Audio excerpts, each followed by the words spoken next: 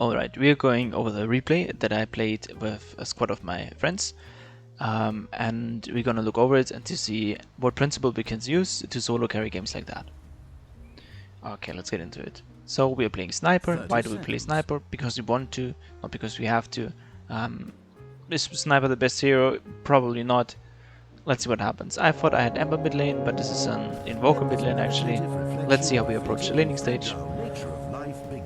I'm just gonna skip over the laning stage and I want to talk majorly about map rotations and how you can apply it for yourself. So right off at the beginning I had a better block. This meant that the lane was further on my side. He had to go up on the high ground, had a very difficult time, and as you can see from the last hits, it's really difficult for him at the beginning even of the game to play. And then you're gonna realize that of course it's a sniper, and of course like I'm more experienced, let's say, at pressing at the right time, so my CS is going to be higher. And the problem that's going to be with that is that slowly his game is going to get worse unless he changes things. And this is actually quite nice for him. He should draw aggro now and put his creeps under my tower so the lane bounces. That's actually the way he recovers. It's not impossible to lane against snipers. It might be impossible, or it's not even that, but it might be difficult to win the laning stage against a sniper. But you A, don't have to feed, and B, you can easily trade CS and you can be still efficient on a map, and you have a Sunstrike, which is a great factor that sniper doesn't have. So I should be fine with this. But before we see the aggression that this Invoker did, I just wanna... What just happened? My sniper disappeared. I just wanna pay attention to this. Look at the last hit in the eyes. The one issue that people have on this might be 1 or 2k, whatever, I don't know, this is an unranked game, so some people don't even play ranked probably. The biggest issue that people have is they don't have CS. And the probability of you winning if you don't have CS is low. So get good at CSing. Get into a practice lobby, CS creeps, get last hits. Yeah, that's all. So what happened here is that he used Forge Spirit on me and Cold Snap, but the time was arguably one of the worst times he could have picked, because he has like 2 range creeps are going at him, and he actually wants to CS those range creeps instead of attacking me. And the next thing is that he's not in a position to trade with me, and I didn't even press my E from the beginning. I think he would have been dead if I would have been a better sniper player. I don't play snap anymore. That's a weird hero. And now he's working for the bounty runes, but in exchange, like, it's all a trade-off. Like, he's getting the water rune, which is nice, the extra bit of heal, and he should have tangos and far more items than that. But then he chooses to go from the low ground, and while he's losing the CS, he's also getting damaged. And here that's pretty, I mean, his only play is to Cold Snap Sunstrike me, so as soon as he, as his orbs moved, I instantly went to the side. Dodged the Sunstrike and just got a kill there. As you can see, this is like the second tango I eat. Maybe, yeah, the second tango I eat, which is lazy as well. On my part, I should be delivering tangos as well and keeping up my HP to not even fall in this critical range. But now we've established the lead. If you look at the CS, it's pretty clear who's ahead, and we're trying to keep the lane stable as a sniper, which as Invoker he should constantly bounce it by drawing aggro. He shouldn't try to make any crazy plays and just be happy with the XP he gets. Since he sees I'm not leveling my sharpener, that usually means that this lane, I want to keep this lane very stable and keep it in the kill range, and yeah, he should take advantage of that and bouncing it back and forth to make it inefficient if I want to channel later on. So far for the laning stage. I talked again about it for ages. But I'm pushing, and we're gonna have a standoff, and he's gonna die again, I think. Yeah, so he's level 6, like even if he has more damage, or could have escaped. So level 6, we get some water runes, and we try to push in a wave. Invoker shows up again, and I think this is actually the one time I die. I might die here actually. At some point I'm gonna die because they rotate. Dire's middle tower taking damage. Dire's middle tower is being attacked. Dire's structures are fortified. That's fast. Yeah, I didn't see rotation here. Maybe I should have just turned and hit, but that's life. Crystal Maiden reacted actually pretty nicely. Radiant's middle tower is being And attacked. back to it, like Dire's middle tower nothing is really being happened. attacked. I'm still pressuring this tower. What does Invoker do in the meantime? He's jungling, which is really inefficient, of course. But what can you do? So we're pressuring the mid tower. We see that the support actually stacked for us. Great. I was about to stack for myself because we have Maelstrom now. And now we're just pushing out the wave. Want to keep our own tower, pressure enemy tower, and start to jungle these camps.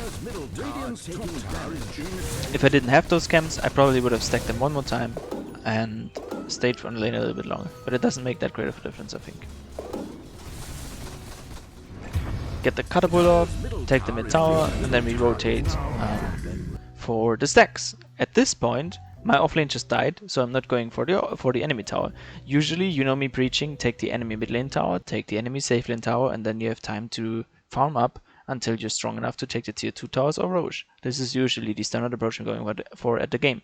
But right now, my top lane died, and this is actually almost a bigger objective than the top safe lane tower, because it's really, really valuable, and it might be contested. So I'm sitting there, and I'm just starting it, and you could say, oh, it's so super slow because you don't have a queue. Well, if you look at the minute, it might take a minute, it doesn't matter. It's still farm efficient, somebody still has to do it, and yeah. And the only thing is, we don't want to actually took 1.5 minutes to clear through those camps, which is totally fine actually. The main thing is not to lose the mid tower, not to get it damaged. And now, that was actually, I think I even talked about it during the gameplay. Right now, yeah, look at my mouse, it was hovering on the minimap, if you can see it right now, down here. It's hovering over there, reason being is, there are too many people on the bottom side of the map. Like, if you want to be farm efficient, then of course Straw could be farming this area because it's more efficient than the ancient camp because the small camp was removed. True, but what's happening is that there are too many heroes that are enabled to contest the farm, and it's actually dangerous for her to stay here. Bottom tower doesn't need to be defended. Their push potential is really, really low, and one single Crystal Maiden can sit in those trees and nuke out the camps and delay it a little bit. The one objective that we should be going for is top. And so I'm rotating top after I took the ancients. I'm getting my item soon. I just want to push out top. This is my fault. I even ping it. I try to communicate. I wasn't in a Discord call with them this time. I use a Q. I see somebody's team in. I'm realizing I'm alone. I step back. But my goal is still to get this top tower. But if I don't have anything to do, meanwhile, this Invoker attempt was actually really nice. I appreciate the attempt. But Power Thread Switch, Seeds of Serenity, that's what I called actually. And my damage just was enough to get through it. The same story goes. We want to take top tower, we want to take it eventually. Now I took the ancients, there's nothing else to do, and I'm pushing top. What we can pay attention to is my Crystal Maiden really tried to play with me, and this is actually perfect. This is what I want to have from a supporter. You just chill. You sit there, you don't make yourself the first target. That guy dies because he feeds into it, because the farm advantage is too high, and the tower falls. Meanwhile, whatever is happening bottom, like whatever they're doing, it's so inefficient. Like even if you get 5 kills down here, if you can't take the tower as a result of it, then it's super lame what you're doing. So I'm like, okay, great, now I want to play in this top area. I want to play here because ideally we control both of those areas. That would be the most amazing thing.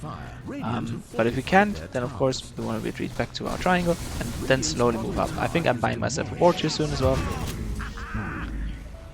That's where the ward is coming in, and my goal is really to control this top area, to keep pressure on the top area and maximize my and Ranger's farm. So I'm pushing out this wave, I'm taking the camp, I'm pushing out the next wave, it all makes sense. Like it goes from there to there, and then I'm setting my own ward because my supporters don't have one. And I tell them to stack, and we stack, and we slowly push this lane. And yeah, this is actually a very nice situation for us. Like I really like this Ranger sitting in the triangle. I'm maximizing my farm. We're putting pressure on the map. If they come to us, we can fight. I want to fight actually, so great scenario. Now this Invoker is trying to be here, and he gets popped. And now we start to pressure the tower. They take mid lane tower. Somehow it didn't get defended, but it doesn't really matter this more. And 20 minutes especially, you can lose the tower. And then my call was to go instantly Roche. And every time I get this, people tell me, well, can we actually take Roche? Like they, that's one thing I realized the most is low MMR people don't understand when you can take Roche, or they have a different vision of when it should be taken. And that's every time where I like feel it grinding, where I'm like, hey, we can just take Roche, and they're like, no, we can't, we don't have the heroes, we don't have any Roche taking heroes, or we don't have the damage, or I don't have the item. If you look at Roche, it just goes down. Like, don't be afraid to take Roche if you have physical damage. So we take Roche, and this is pretty much the end of the end. I just take mid lane. Now the only job that we have, which, look at the map again, it doesn't make sense in my mind. I just took the Aegis. We have our item power spikes. Where do we want to be? Towards our next objective. Where does Wind Ranger want to be? Wind Ranger wants to be around our position 5, defending a tower that's even still has spectral protection. So it doesn't make sense in my mind. You should be right behind me. You should be backing me up. I tell my team to push. Abaddon. How do you pronounce this guy? Never mind. He joins me to push. Range joins me to push. That's enough. Now we can slowly move forward. And I'm not going to stop here until they throw anything at me. And this is basically just a game. I'm going to take this tower. And I'm going to go high ground. And now the gold lead is just way too far. I'm gonna take that tower, and we're gonna take that tower, and then the game is just over.